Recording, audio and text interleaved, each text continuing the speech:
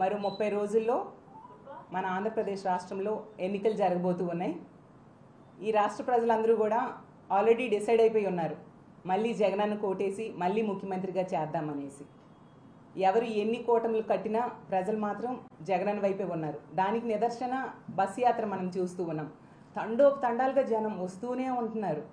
అసలు ఎండలో కాళ్ళు కాలిపోతున్నా, చర్మం చిట్లిపోతున్నా కూడా జగనన్న బస్సు యాత్రకైతే బ్రహ్మరథం పడుతూ ఉన్న పరిస్థితి మనం చూసాం. అసలు నిన్న మనం చూస్తే వర్షంలో కూడా బారులు తీసి జనాలు జగనన్నకి మద్దతు తెలియజేద్దాము, మేము మీకు అండగా ఉంటాము, ఎందుకంటే ఈ 5 ఏళ్ళు ఒక గొప్ప పరిపాలన మాకు ఇచ్చారు అనేసి ప్రజలందరూ కూడా ఈరోజు జగనన్నకు మద్దతు తెలుపుతూ ఉన్న పరిస్థితి మనం చూసాం. అసలు జనరల్గా ప్రతి 5 ఏళ్ళకి ఎన్నికలు జరుగుతూ ఉంటాయి. కొన్ని ప్రభుత్వాలకి చిన్న చిన్న వ్యతిరేకతలు గట్టా ఉంటాయి.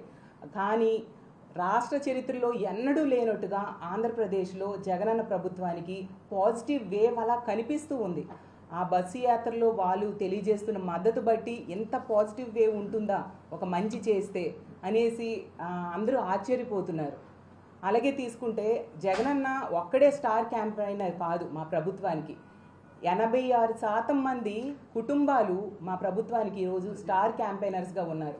వాళ్ళందరూ కూడా ఈ ప్రభుత్వమే మాకు కావాలి, జగనన్నే మళ్ళీ ముఖ్యమంత్రి కావాలని బలంగా అనుకుంటూ ఉన్నారు.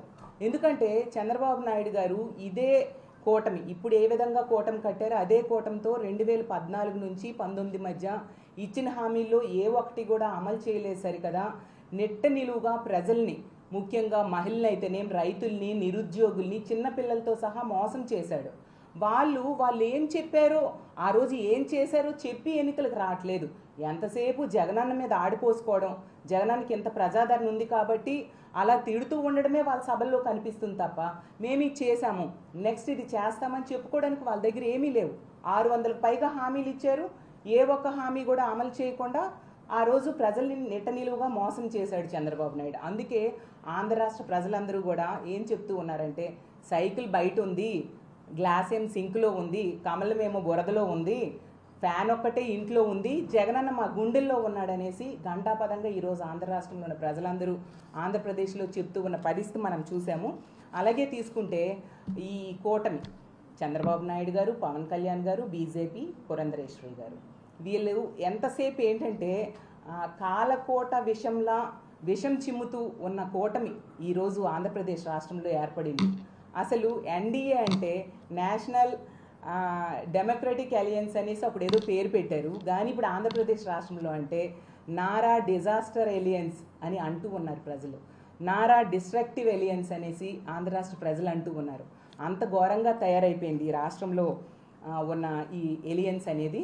అలాగే చంద్రబాబు నాయుడు గారు అంటూ ఉన్నారు, అతనంట అగ్ని అంట, పవన్ కళ్యాణ్ గారేమో వాయువు అంట.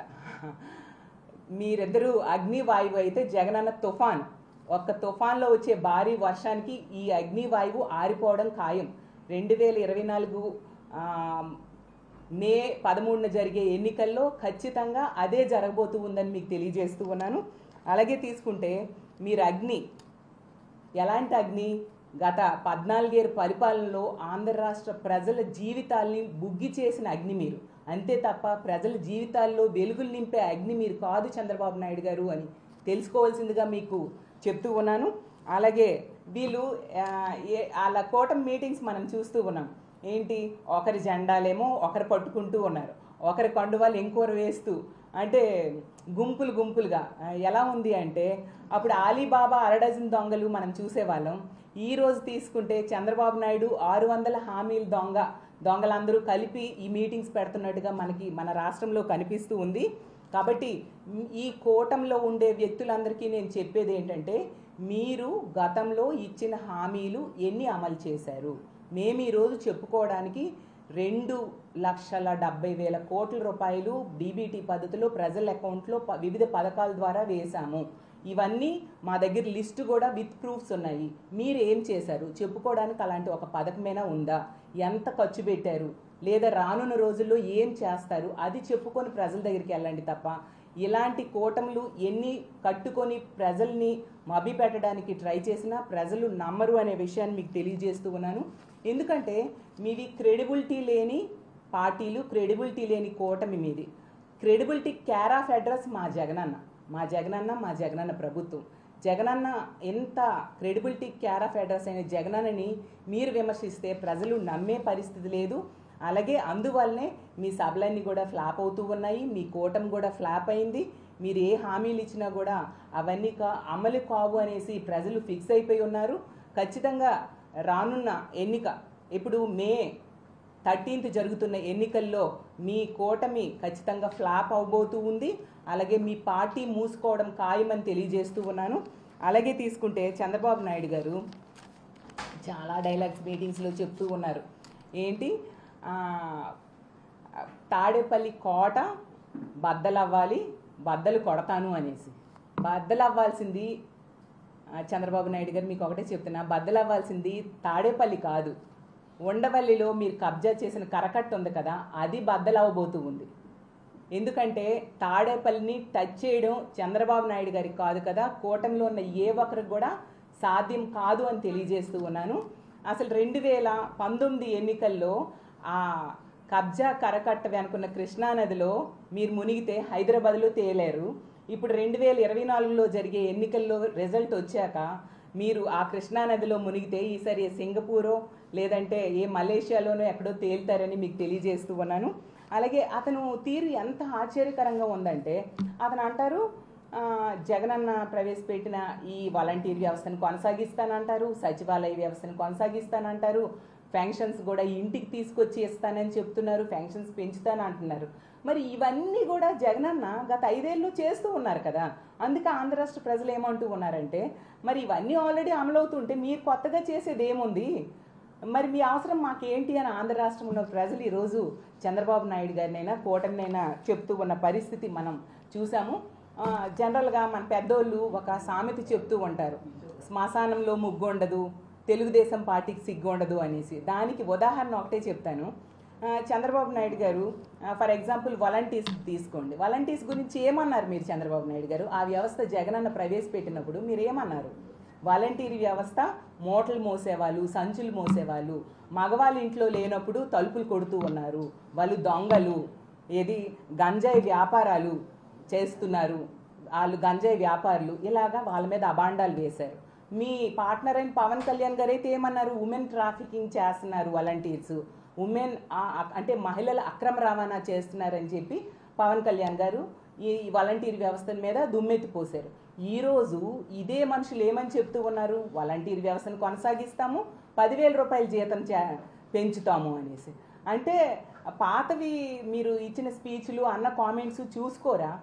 ఏది పడితే అది మాట్లాడిస్తే ప్రజలు వినేస్తారు, నమ్మేస్తారని మీరు అలా ఎలా అనేసుకుంటున్నారో నాకు అర్థం కావట్లేదు. అలాగే సచివాలయ వ్యవస్థ కొనసాగిస్తాము అంటున్నారు. ఇదే సచివాలయ వ్యవస్థ జగనన్న ప్రవేశపెట్టినప్పుడు మీరు ఏమన్నారు? సచివాలయ వ్యవస్థ ఆ ఉద్యోగాలు అవి ఏం ఉద్యోగాలు అన్నారు. సచివాలయ వ్యవస్థ అట రాజ్యాంగాన్ని అపహాస్యం చేయడానికి పెట్టారు జగనన్న అనేసి ఆ రోజు మీరు అన్నారు, అవునా కాదా? అలాగే తీసుకుంటే సచివాలయ వ్యవస్థ కొనసాగిస్తాను, ఎన్నికల దగ్గరికి వస్తున్నాయి, సచివాలయ వ్యవస్థ వల్ల ఇన్ని ఉపయోగాలు ఉన్నాయి, ప్రజలందరూ మెచ్చుకుంటూ ఉన్నారు ఈ సచివాలయ వ్యవస్థ, కాబట్టి దీనికి పాజిటివ్. సచివాలయ వ్యవస్థ ఎందుకు, దీనివల్ల ప్రజాధనం వృధా అయిపోతుందని మీ మనుషుల ద్వారా మీరేమో కోర్టులకు వెళ్ళారు.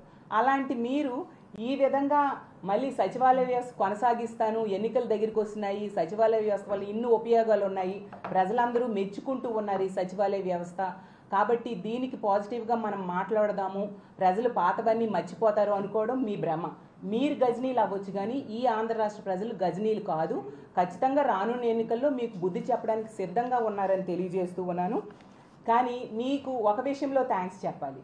ఈ వ్యవస్థలన్నీ ఒకప్పుడు వద్దు అని చెప్పిన వ్యక్తి ఈరోజు మీరు అదే నేను చేస్తానని చెప్తున్నారంటే జగనన్న ఎంత విజనరీయో ఒక ప్రతిపక్ష నేతగా మీరు ఒప్పుకున్నట్టుగా ఆ విషయంలో మీకు థ్యాంక్స్ చెప్తూ ఉన్నాను.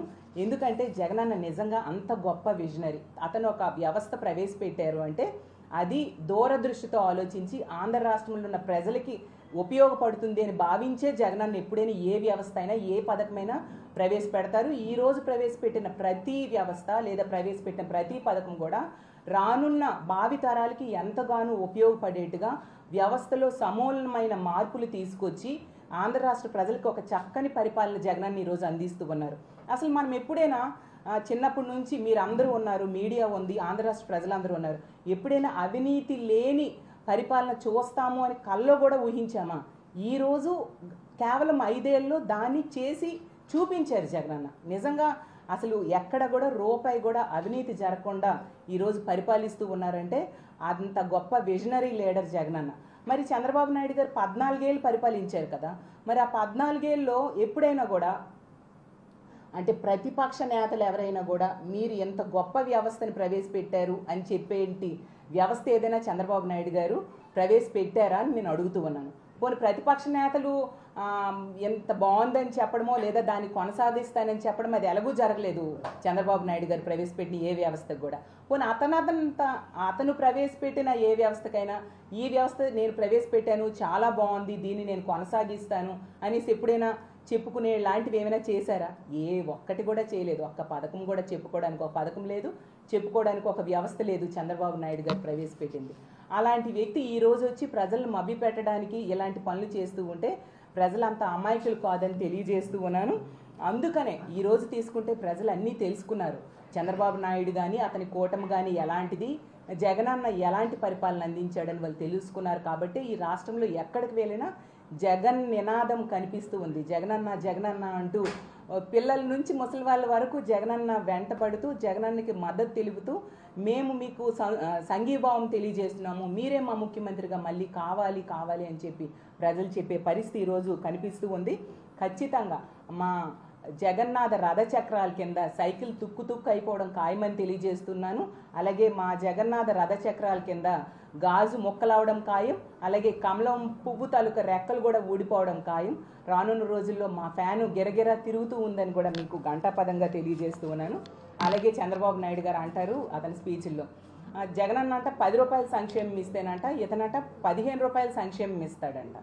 మరి 10 రూపాయల సంక్షేమం జగనన్న ఇస్తున్నప్పుడు మీరు ఏం కామెంట్ చేశారు? మన రాష్ట్రం శ్రీలంక అయిపోతుంది అనేసి. మరి మీరు 15 రూపాయల సంక్షేమం ఇస్తే మరి శ్రీలంక అవదా? అంటే మీరు సంక్షేమం 15 రూపాయలు ఇస్తే మాత్రం అమెరికా లండన్ లాగా మన రాష్ట్రం మారిపోతుందా? అంటే జగనన్న ఏం చేసినా తప్పు, మీరు చేస్తే మాత్రం అది ఒప్ప. ఇది ఎంతవరకు న్యాయం చెప్పండి? అంటే ప్రజలు మీరు ఏం చెప్పినా నమ్మేస్తారనేసి మీరు అనుకుంటూ ఉన్నారా? మీకు ఒకటే చెప్తున్నాను, 10 రూపాయల సంక్షేమం 15 రూపాయల సంక్షేమం కాదు. మీరు ముఖ్యమంత్రిగా ఉండేప్పుడు 100 రూపాయల సంక్షేమం ఇస్తానని చెప్పి 10 రూపాయలు కాదు కదా 10 పైసలు కూడా సంక్షేమం ఇవ్వలేదు. కాబట్టే ఈరోజు 2019లో మిమ్మల్ని కేవలం 23 సీట్లకే పరిమితం చేయడమే కాకుండా ప్రజలు మిమ్మల్ని చీకొడుతూ ఉన్నారు. ఎందుకంటే మీరు ఆ 10 పైసలు కూడా సంక్షేమం ఇవ్వలేదు అనడానికి నేను చెప్పడం కాదు, ఈ ఆంధ్రప్రదేశ్ రాష్ట్రంలో ఉన్న ఏ రైతుని అడిగినా చెప్తారు. ఎందుకంటే వాళ్ళకి రైతు రుణమాఫీ చేస్తానని చేయకుండా మోసం చేశారు. కాబట్టి ఈ ఆంధ్రప్రదేశ్ రాష్ట్రంలో చంద్రబాబు నాయుడు చేసిన మోసాన్ని ఏ మహిళనైనా అడిగితే చెప్తారు. ఎందుకంటే డ్వాక్రా రుణమాఫీ చేస్తానని చేయలేదు కాబట్టి. అలాగే ఏ నిరుద్యోగిని అడిగినా చెప్తారు, ఎందుకంటే నిరుద్యోగ భృతి ఇస్తానని చెప్పి ఇవ్వకుండా మోసం చేశాడు కాబట్టి. అలాగే 25,000 పుట్టిన బిడ్డకి ఇస్తానని చెప్పి మోసం చేశాడు కాబట్టి ఆ బిడ్డ తల్లులు ఎవరిని అడిగినా కూడా చంద్రబాబు నాయుడు చేసిన మోసాన్ని ఈరోజు చెప్పడానికి సిద్ధంగా ఉన్నారని తెలియజేస్తూ ఉన్నాను. అంతేకాకుండా మీకు ఇంకో విషయం కూడా చెప్తున్నాను. చంద్రబాబు నాయుడు గారు అంటారు ఏంటి, అతనట సేఫ్టీ డ్రైవర్ అట, అలాగే బెస్ట్ డ్రైవర్ అట. Chandrababu Naidu safety driver best driver కాదు, వర్స్ట్ డ్రైవర్ అని ఆంధ్ర రాష్ట్రంలో ఉన్న ప్రజలందరూ కూడా అనుకుంటూ ఉన్నారు. ఎందుకంటే ఆ రోజు లైసెన్స్ లేని డ్రైవింగ్ చేశారు మీరు. ఎందుకంటే ఆ రోజు లైసెన్స్ ప్రజలు ఇచ్చారు 96లో ఎన్టీ రామారావు గారికి. అతనికి వెన్నుపోటు పొడిచి మీరు ముఖ్యమంత్రి అయ్యారు. ఆ ప్రజల్ని అత్యంత ఘోరంగా పరిపాలించారు కాబట్టి మిమ్మల్ని వర్స్ట్ డ్రైవర్ అని ఈ రాష్ట్రంలో ప్రజలందరూ కూడా అంటూ ఉన్న పరిస్థితి మనం చూసాము. మీరు ఎక్స్పైర్ అయిపోయిన డ్రైవరు, మిమ్మల్ని ఈ రాష్ట్ర ప్రజలు ఎవ్వరూ కూడా కోరుకోవట్లేదు చంద్రబాబు నాయుడు గారు అని తెలియజేస్తూ ఉన్నాను. ఒకవైపు చంద్రబాబు నాయుడు గారు ఎలా ఉంటే వాళ్ళ కుటుంబ సభ్యురాలైన వదినమ్మ పురంధరేశ్వరి గారు మరీ విడ్డూరంగా మాట్లాడుతున్నారు. ఆవిడ బీజేపీ అధ్యక్షురాలు కాదు, బావ జనతా పార్టీకి అధ్యక్షురాలు. ఆమె లక్ష్యం ఏంటంటే బీజేపీని కాస్త బాబు జనతా పార్టీగా మార్చడమే ఆమె లక్ష్యంగా పనిచేస్తూ ఉన్నారు. ఆమె అంట జగనన్న అంట ఈ రాష్ట్రాన్ని ఏంటి హుద్హుద్ కంటే, ఈ రాష్ట్రంలో జగనన్న అంట హుద్హుద్ కంటే ప్రమాదమైన వాళ్ళు అంటూ ఉన్నారు. అసలు ప్రజలు ఆమె మాటలు చూసి నవ్వుకుంటూ ఉన్నారు. ఎందుకంటే జగనన్న ప్రజలకు కాదు మీ చంద్రబాబు నాయుడు గారికి పవన్ కళ్యాణ్ గారికి హుద్హుద్ కంటే ప్రమాదకరమైన వాళ్ళు. ఖచ్చితంగా రానున్న రోజుల్లో మీ కూటమిని తుక్కు చేస్తారు. హుద్హుద్ తుఫాన్ వచ్చినట్టుగా మీ కూటమిని తుక్కు చేస్తారు. ప్రజలకి జనరంజకమైన పాలన అందిస్తారు పురంధరేశ్వరి గారు, అది తెలుసుకోండి. అంతేకాకుండా ఏమంటారు మీరు, తలలేని మొండెం చేశారు జగనన్న అనేసి. ఎవరమ్మా తలలేని మొండెం చేసింది ఈ రాష్ట్రాన్ని? మీరు పదవులు అనుభవించారు కదా, కేంద్ర మంత్రి పదవులు అనుభవించారు కాంగ్రెస్ పార్టీ, ఆ కాంగ్రెస్ పార్టీ చేసింది. ఈరోజు రాష్ట్రానికి ఎంత ఘోరంగా అన్యాయం చేసింది ఎవరు? ఆ రోజు అడ్డగోలుగా విభజించేసి ఈ రాష్ట్రాన్ని అన్యాయం చేసింది మీ చంద్రబాబు నాయుడు గారు, మీరు, అలాగే మాజీ ముఖ్యమంత్రి అయిన కిరణ్ కుమార్ రెడ్డి గారు. వీళ్ళందరూ ఎక్కడున్నారు పురంధరేశ్వరి గారు? వీళ్ళందరూ ఏ పార్టీలో ఉన్నారు, ఏ కూటమిలో ఉన్నారు? మీ కూటమిలోనే కదా మీరు అందరూ ఉన్నారు. మీరు తలలేని మొండెంలా చేసేసి మళ్ళీ జగనన్న మీద పడి ఆడవడం ఏంటో నాకు అర్థం కావట్లేదు. అలాగే తీసుకుంటే ఆ రోజు మోడీ గారు ఏమన్నారు, 10 ఏళ్ళు కాదు 15 సంవత్సరాలు ప్రత్యేక హోదా ఇస్తానన్నారు. ఈ చంద్రబాబు నాయుడు గారేమో ప్రత్యేక హోదా నేను తెచ్చేస్తాను అని చెప్పి హామీలు ఇచ్చి మోసం చేశారు. మీరందరూ కూడా ఈ ఆంధ్రప్రదేశ్ రాష్ట్రాన్ని తలలేని మొండెం చేసేసి ఈ తలకాయలన్నీ కూడా కూటమిగా ఏర్పడి మళ్ళీ మా ప్రభుత్వం మీద, మా జగనన్న మీద ధ్వజమెత్తడం ఏంటో నాకు అర్థం కావట్లేదు. అలాగే తీసుకుంటే ఇంకొక ముఖ్యమైన వ్యక్తి పవన్ కళ్యాణ్ గారు, ఈ కూటమిలో 3వ వ్యక్తి. అతను నిన్న ఒక ట్వీట్ చేశారు, దాని గురించి ఖచ్చితంగా మీతో మాట్లాడాల్సిన అవసరం ఉంది. ఏంటి చూడండి, ఆనరబుల్ పిఎం మోడీజీస్ గ్యారంటీ అట, the corrupt will go to jail అట. ఆ కిందేమో ఒక పేపర్ ఇదట. ఈ ట్వీట్ మా ప్రభుత్వానికి, మా ముఖ్యమంత్రికి వర్తిస్తుందట. మా జగనన్నని ఎప్పుడు జైలుకి పంపాలి అనేసి పంపుతారని ట్వీట్ చేశారు. పవన్ కళ్యాణ్ గారు, మీకు ఒకటి ప్రశ్నిస్తూ ఉన్నాను. ఎవరు మోడీ గారు ట్వీట్ చేశారు, దానికి మీరు కింద రీట్వీట్ చేశారు కదా, మరి మోడీ గారికి అడగలేకపోయారా?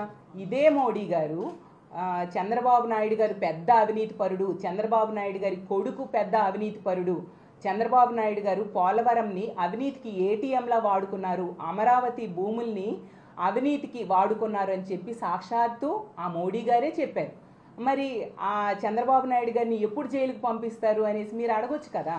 అలాగే తీసుకుంటే అంత మోడీ గారి వరకు ఎందుకు, పవన్ కళ్యాణ్ గారు మీరు కూడా గత 19 ఎన్నికల ముందు చంద్రబాబు నాయుడు గారు చాలా అవినీతి పరుడు, అతని కొడుకైన లోకేష్ అయితే ఏంటి మద్యంలో, ఇసుకలో, మైనింగ్లో విపరీతమైన అవినీతి చేశాడు, రాష్ట్రాన్ని దోచుకున్నాడు అని మీరే అన్నారు కదా.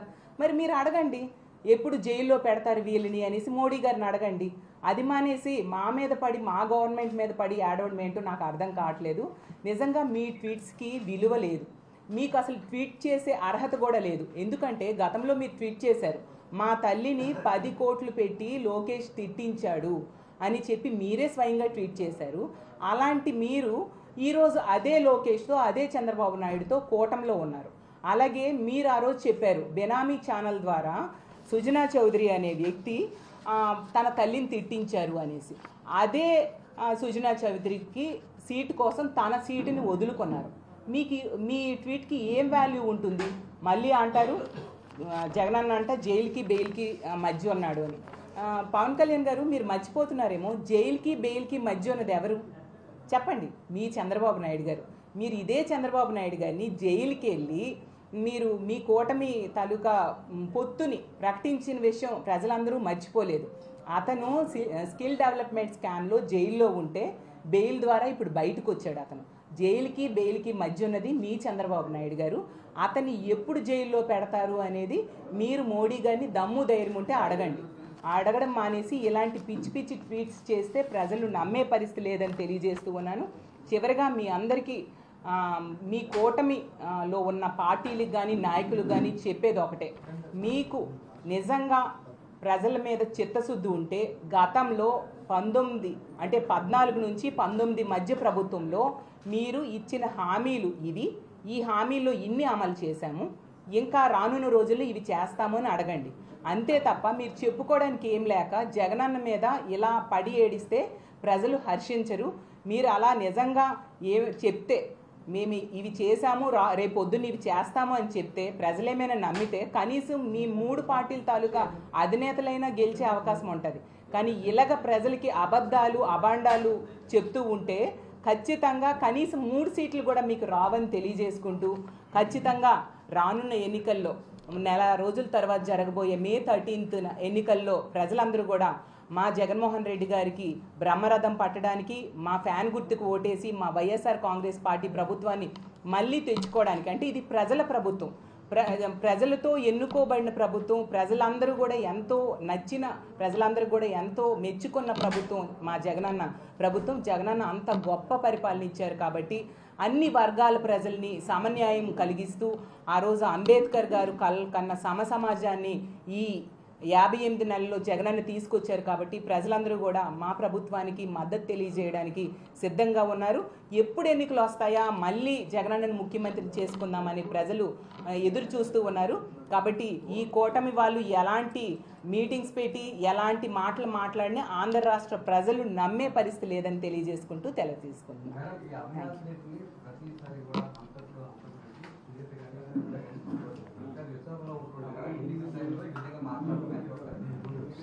అది కోర్టులో అది సిబిఐ విచారణలో ఉన్న ఇష్యూ.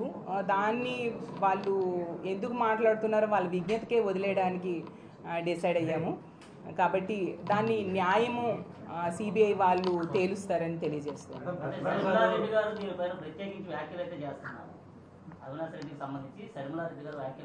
అదే అండి, అది సిబిఐ దగ్గర ఉన్న వ్యవహారం. దాన్ని మేము ఎలా మాట్లాడగలం చెప్పండి? వాళ్ళు కూడా మాట్లాడకూడదు, వాళ్ళు రూల్స్ని దాటి మాట్లాడుతూ ఉన్నారు. సిబిఐ తేల్చుతుంది ఎవరు దోషులు అనే విషయం. ఆగాలి కదా అంతవరకు. అది సిబిఐ చేతిలో ఉంది. మా గవర్నమెంట్ చేతిలో ఉంటే వెంటనే దాని తాలూకా పరిష్కారమో లేదా సొల్యూషన్ చూపించేవారు. సిబిఐ చేతిలో ఉంటే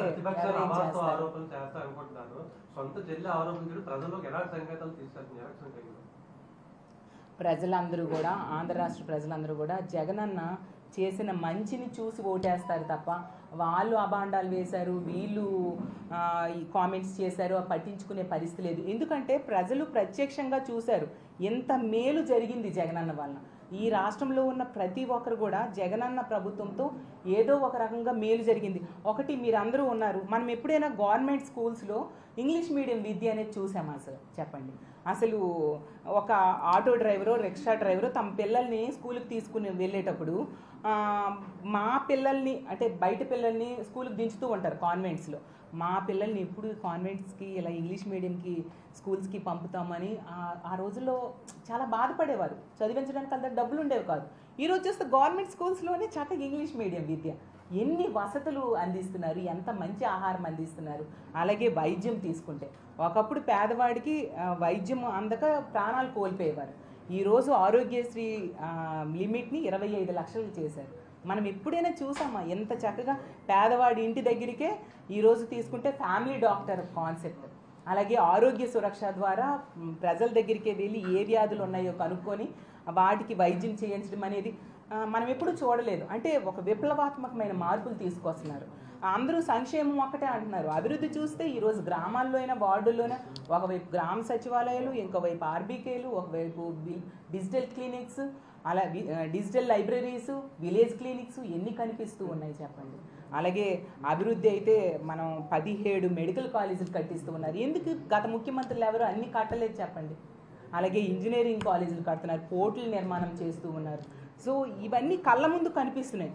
అలాగే సంక్షేమం అయితే ఇంకా ఎంత 100% సంక్షేమం ప్రజలకి ఇచ్చే ముఖ్యమంత్రిని మనం ఇంతవరకు ఎప్పుడూ చూడలేదు. అంత గొప్ప సంక్షేమాన్ని, అది కాకుండా రూపాయి అవినీతి లేని ప్రభుత్వము పాలన జగనన్న అందిస్తూ ఉన్నారు. కాబట్టి ఎవరు ఎన్ని విమర్శలు చేసినా ప్రజలు పట్టించుకోరు. ఖచ్చితంగా ఇలాంటి వ్యక్తి మళ్ళీ మాకు ముఖ్యమంత్రిగా ఉండాలి, ఈ రాష్ట్రం బాగుపడాలంటే అనేసి ప్రజలు నమ్ముతూ ఉన్నారు.